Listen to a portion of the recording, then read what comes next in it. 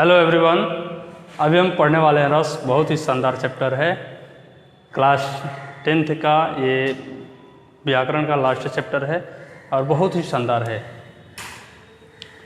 रस का जब जिक्र आता है तो आप लोगों को गन्ने का रस याद आ जाता होगा, चीनी का रस याद आ जाता होगा, लेकिन जब काव्य में हम रस पढ़ते हैं तो ये रस भी उस रस की तरह हमें आनंद देता है, लेकिन वो आनंद हर्षदायक होता है। वो रस स्वादिष्ट होता है। उसी तरह ये रस भी हमें आनंद तो देता है, लेकिन जिह्वा का आनंद नहीं देता, हृदय का आनंद देता है। काव्य शास्त्र में रस का अर्थ ही होता है आनंद। रस को काव्य का आत्मा माना जाता है। अगर आपसे मैं क्वेश्चन पूछूं कि काव्य का आत्मा किसे माना जाता है तो आप डायरेक्ट कहेंगे रस। ठीक, फिर भरत मुनि का नाम आपने सुना होगा, आप यहाँ भी देख भी रहे हैं कि रस के अवयव, रस के अवयव में इसके 3 अंग देख रहे होंगे, विभाव, अनुभाव, व्यभिचारी भाव। एक और ऐड कर दूं तो इन तीनों को मिलने से एक और भाव बनता है। वो क्या होता है? अस्थाई भाव। ये रस हो गया यहाँ पर और यहाँ पर अस्थाई भाव हो गया। सबसे पहले हम भरत मुनि जो नाट्य शास्त्र के प्रणेता माने जाते हैं। नाट्य शास्त्र उनकी रचना है और उसमें रस का उन्होंने उल्लेख किया है। तो रस में वे लिखते हैं कि विभावानुभाव व्यभिचारी भाव संयोगाद रस निष्पत्ति। विभाव, अनुभाव और व्यभिचारी भाव के संयोग से रस की उत्पत्ति होती है। जब विभाव, अनुभाव और व्यभिचारी भाव मिलते हैं तो अस्थाई भाव जन्म लेता है और अस्थाई भाव आते ही रस हमारे सामने, जो हमारे अंदर के विचार हैं, जो हमारे अंदर के भाव हैं, वो रस के रूप में डायरेक्ट हमारे सामने आ जाते हैं। रस का सूत्र मैं लिख दे रहा हूँ, हो सके तो आप इसको याद कर लीजिए, नहीं तो नोट डाउन कर लीजिए कहीं आपकी सुविधा के लिए। विभावानुभाव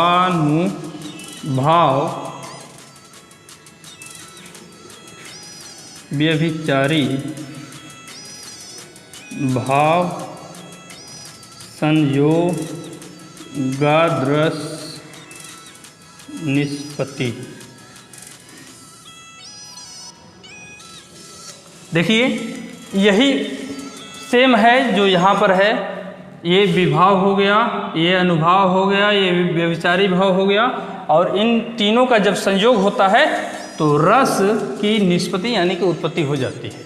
जब विभाव, अनुभाव, व्यभिचारी भाव जब तीनों मिलते हैं तो अस्थाई भाव का जन्म होता है और उससे रस की उत्पत्ति हो जाती है। विभाव क्या है, आइए इसको समझ लेते हैं। तो देखिए, लिखे हैं कि जिस व्यक्ति या वस्तु के कारण भाव जागृत होता है। कोई भी भाव हमारे अंदर कब जागृत होगा? जब उसका आधार कोई व्यक्ति होगा या कोई ऐसी वस्तु होगी जो भाव जागृत करने में सहायक हो। इसके 2 भेद हैं, आलंबन और उद्दीपन। तो सबसे पहले आलंबन समझ लेते हैं। तो आलंबन के भी 2 पार्ट हैं। आलंबन के कितने पार्ट हैं? 2। कौन कौन? एक होता है आश्रय और दूसरा होता है विषय। देखिए, कहीं कहीं अगर आप कहीं पढ़ते हैं, कंफ्यूज होने की कोई ज़रूरत नहीं है। अगर कहीं पढ़ते हैं तो आश्रय के जगह पर आपको फिर से आलंबन ही दे देगा। आलंबन के 2 भेद कौन कौन? आलंबन और विषय। तो आलंबन का अर्थ होता है आश्रय और एक होता है विषय। अब ये समझ लीजिए कि आश्रय क्या है, विषय क्या है। जिस व्यक्ति के अंदर भाव जागृत होता है, जैसे मान लीजिए आपने वह प्रसंग सुना होगा जब श्री राम जाते हैं जनकपुर में, अभी धनुष भंग नहीं हुआ है। माता सीता जो है अपनी सखियों के संग फुलवारी में आती हैं। राम जी, लक्ष्मण जी फुलवारी में इधर घूमने के लिए निकले हैं और उधर से सीता जी आ रही हैं। सीता जी की नज़र राम से मिलती है और श्री राम जी की नज़र सीता से मिलती है। दोनों के अंदर एक भाव जागृत होता है। तो उस कंडीशन में दोनों आश्रय हो गए और उस कंडीशन में दोनों विषय हो गए। अब सुनिए, मान लीजिए कि श्री राम सीता जी को देख लेते हैं और सीता अपनी सखियों के संग जा रही हैं फूल चुनने के लिए। सीता अभी राम को नहीं देखी हैं, लेकिन राम उनको देख लिए हैं और उनके प्रति इनके अंदर रति यानी कि प्रेम जागृत हो गया है उनको देख करके। तो उस अवस्था में अभी सीता के अंदर तो कोई भाव जागृत नहीं हुआ है ना, तो उस अवस्था में आश्रय कौन है? श्री राम, अर्थात जिनके अंदर भाव जागृत हुआ है, जिनके हृदय में भाव जागृत हुआ है, उस अवस्था में श्री राम आश्रय यानी कि आलंबन है और सीता विषय है जिसके लिए भाव जागृत हुआ है।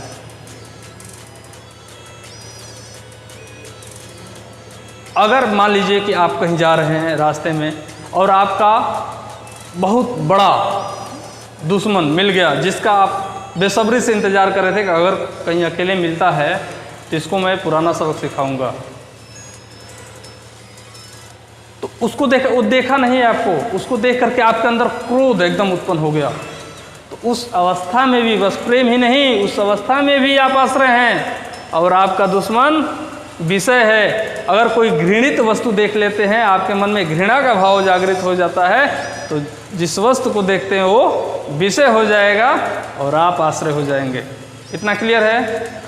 अब आइए हम समझते हैं अनुभव क्या है। जब भी भाव जागृत होगा तो अनुभव का होना एकदम लाजमी है, अनुभव तो होगा ही होगा। शारीरिक और मानसिक चेष्टाएं हैं। अनुभव क्या है? शारीरिक और मानसिक चेष्टाएं। जैसे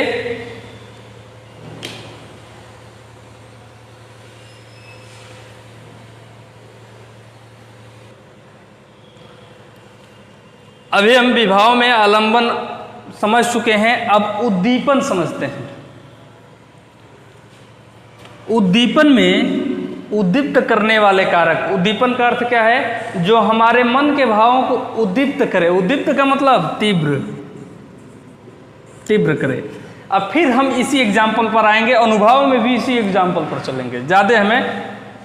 ज़्यादा कोई एक्स्ट्रा एग्जाम्पल नहीं लेना है। व्यभिचारी और संचारी भाव को इसी एग्जाम्पल से समझ जाएंगे और अस्थायी भाव में तो सबके एग्जाम्पल हमें देखना ही है। तो जैसे पहले कहा गया था राम और सीता का जो एग्जाम्पल दिया गया था अयोध्या जनकपुर वाला, जनकपुर की फुलवारी वाला, तो उसमें आश्रय कौन था? श्री राम सीता को देखे थे तो श्री राम आश्रय हो गए थे और विषय सीता हो गई थी। अब सुनिए, अब उद्दीपन है। उद्दीपन क्या होता है कि किसी भी अवस्था को, किसी भी भाव को जो तेज करता है वो उद्दीपन हो जाता है।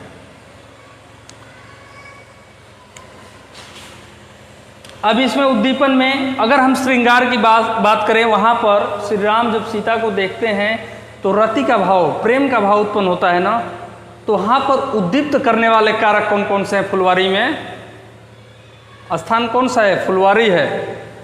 तो उद्दीप्त करने वाले कारक कौन कौन से हो जाएंगे? रति के, श्रृंगार के। तो यहाँ पर क्या हो जाएगा उद्दीपन में? भंवरों का गुनगुनाना, गुंजार करना, फूलों का महकना, शांत शीतल हवा का चलना, कोयल का बोलना। और मान लीजिए कि सीता नहीं देख रही लेकिन उनकी सखियां देख रही हैं, तो विषय से संबंधित वस्तुओं का रति के आधार पर या कोई भी जो भी अस्थायी भाव हो उसके आधार पर अपनी चेष्टाएं। ये तो हो गया, मान लीजिए कि रति का हो गया। अब जैसे दूसरा एग्जाम्पल हम देखे थे कि आप जा रहे हैं रास्ते में और कोई आपका बहुत बड़ा शत्रु मिल गया जिसका आप कई वर्षों से, कई दिनों से इंतजार कर रहे थे कि अकेले मिल जाएगा तो इसको ज़रूर बताना है। तो मिल गया तो उस समय रौद्र रस की उत्पत्ति होगी, क्रोध आपके मन में आएगा। तो वहाँ पर उद्दीपन क्या होगा? हमेशा भंवरों का गुनगुनाना, फूलों का महकना या शांत शीतल वायु का चलना ये उद्दीपन होगा? नहीं। सभी अस्थायी भावों के लिए उद्दीपन अलग अलग हो सकता है। जो आपके मन में जो भाव उठा है उसको तीव्र करे। प्रेम का भाव उठा है तो प्रेम को तीव्र करे। तो यहाँ पर उद्दीपन क्या हो जाएगा? आंखें लाल करना, चेहरा लाल हो जाना, गुस्से से तमतमा जाना, ये उद्दीपन हो जाएगा। और तभी वो देख लिया, आपको बोल दिया कि ऐसे क्यों देख रहा है बे, वहां पर तो और उद्दीप्त हो जाएगा। एक छोटा सा भी एग्जाम्पल दे रहा हूं, बाद में एक और एग्जाम्पल दे दूंगा। जैसे आप सम्राट अशोक का नाम सुने होंगे, सम्राट अशोक का नाम सुने होंगे। ज़्यादा हम हिस्ट्री में नहीं जाएंगे, एक छोटा सा एग्जाम्पल देखेंगे। तो कलिंग के युद्ध के बाद से उन्होंने बौद्ध धर्म अपना लिया था। जानते हैं क्यों? क्योंकि इतना ज़्यादा नरसंहार हुआ था, इतने ज़्यादा सैनिक मारे गए थे। जहाँ भी देखिए पूरा आसमान गिद्धों और कौओं से भर गया था, और नीचे सब भेड़िए, कुत्ते, सियार, जो भी जानवर जो नोच नोच करके खाने वाले थे। तो देखे तो उनका हृदय द्रवित हो उठा। तो यहाँ पर उद्दीप्त करने वाले कारक कौन थे? घृणा को उद्दीप्त करने वाले कारक। मान लीजिए कि किसी सैनिक के शव पर कौवे बैठ करके उसकी आंखें निकाल रहे हैं। घृणा को उद्दीप्त करने वाले कारक की मैं बात कर रहा हूँ। देख रहे हैं कि कहीं कुत्ते उसकी उंगलियों को पकड़ करके खींच रहे हैं, गिद्ध जो हैं उसकी जंघों पर सैनिक के, जो मृत सैनिक पड़ा हुआ है उसके जंघों पर बैठ करके नोच रहे हैं, कहीं सियार खींच रहे हैं। ये उद्दीप्त करने वाले कारक हैं। घृणा का भाव उद्दीप्त हो गया। अशोक बोला कि नहीं, आज के बाद से ऐसा युद्ध कभी नहीं होगा। शैव धर्म से तुरंत बौद्ध धर्म में उसने दीक्षा ले ली।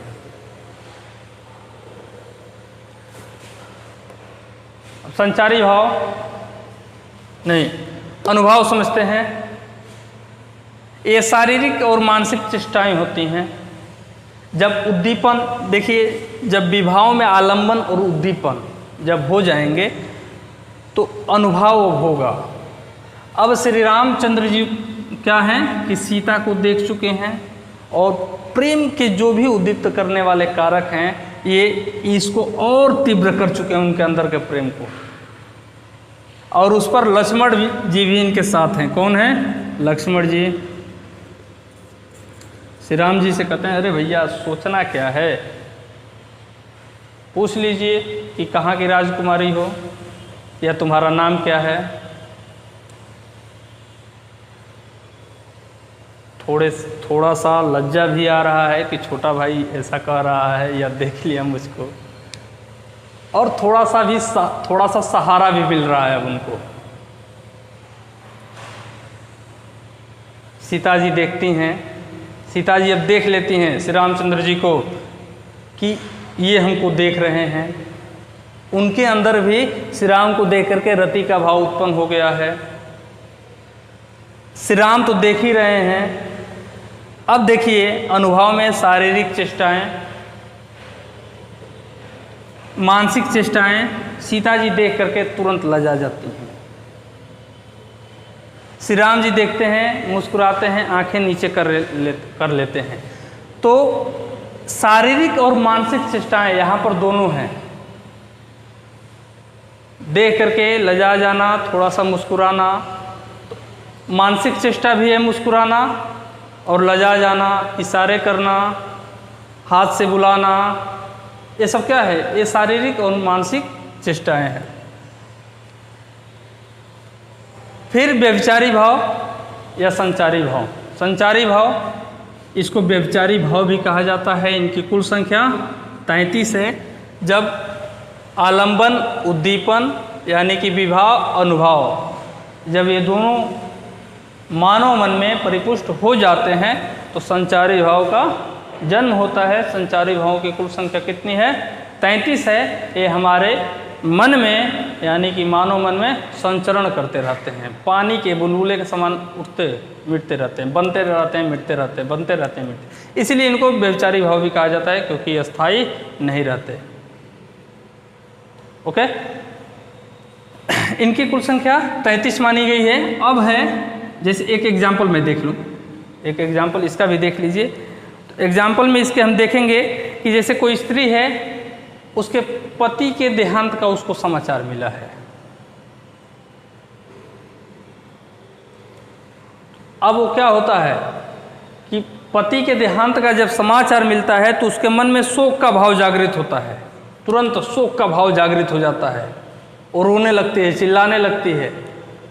उसको कुछ समझ में नहीं आ रहा है कि वो क्या करे, लेकिन साथ ही छोटे छोटे जो अबोध बच्चे हैं उनका भी अब ध्यान उसको आ रहा है।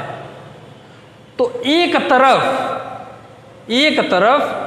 एक सेकंड के कई हजारों अंश के अंदर ही एक तरफ तो पति की यादें आ रही हैं और दूसरी तरफ छोटे छोटे बच्चों के प्रति जो प्रेम है वे भी याद आ रही हैं। अब क्या होगा, इनका क्या होगा? एक तरफ बच्चों के प्रति प्रेम और एक तरफ पति का शोक। तो ये संचारी भाव है, तुरंत पानी के बुलबुले के समान तुरंत बनते हैं, मिटते हैं, बनते हैं, मिटते हैं। अब हम अस्थाई भाव, जब ये तीनों मिलते हैं तो अस्थाई भाव का जन्म होता है।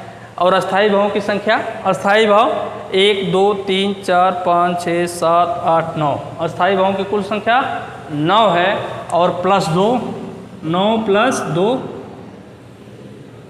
अब बराबर 11। अभी +2 वाला क्यों लगा है, अभी मैं इसको भी बता दे रहा हूँ। देखिए, रति के भी 2 पार्ट हो जाते हैं। रति अस्थाई भाव, इसका रस होता है श्रृंगार। रति का अर्थ क्या होता है? प्रेम होता है। प्रेम, अब प्रेम सिर्फ नायक और नायिका वाला प्रेम नहीं है। प्रेम सिर्फ नायक और नायिका वाला नहीं है, ये प्रेम भी 3 प्रकार का होता है, जिसको हमारे विद्वानों ने अलग किया है। जैसे भरत मुनि थे, तो भरत मुनि सिर्फ इस रति को माने थे, लेकिन सूरदास जी की जब हम रचनाओं को देखते हैं,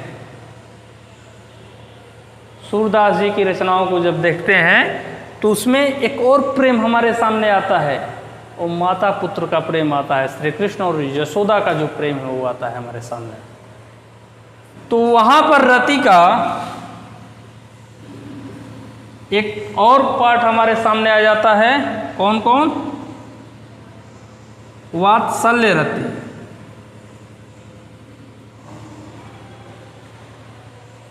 और जब हम तुलसीदास जी को पढ़ते हैं तो वहाँ पर एक और आ जाता है रति, भगवद रति। वात्सल्य रति माता पिता का पुत्र के प्रति प्रेम, भगवद रति का भक्त का भगवान के प्रति प्रेम। और कोई भी प्रेम नायक और नायिका वाले का जो प्रेम है वो इन दोनों से बढ़कर नहीं है, और ये वाला जो प्रेम है वो उससे बढ़कर नहीं है। तीनों इक्वल हैं और तभी तीनों को रति में स्थान दिया गया है। तो रति का सीधे, और देखिए सभी, अगर आपसे क्वेश्चन कोई पूछ ले कि रसराज किसे कहा जाता है, किस रस को कहा जाता है, तो श्रृंगार रस को कहा जाता है। अब आइए हम इसका एग्जाम्पल देखते हैं, श्रृंगार रस पर चलते हैं। उसके बाद से हम सबसे लास्ट में हम वत्सल रति और भगवद रति इसको पढ़ेंगे।